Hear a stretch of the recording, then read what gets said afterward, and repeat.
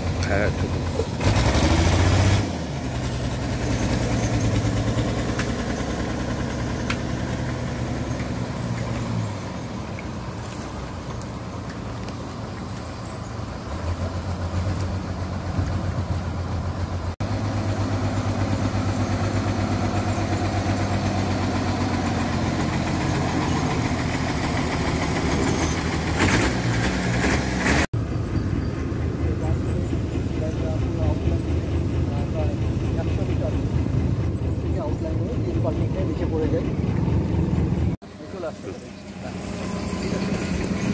বেঁচে গেছে না না না না ঠিক আছে ঠিক আছে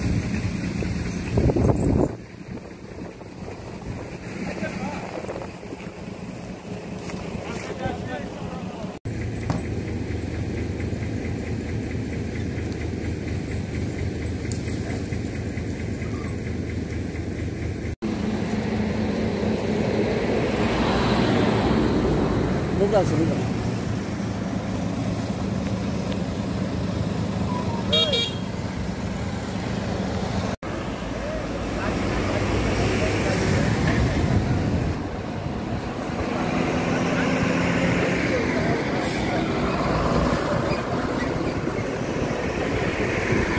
কি করে রক্ষা পেলেন আপনি? দেখলাম উঠে এলেন।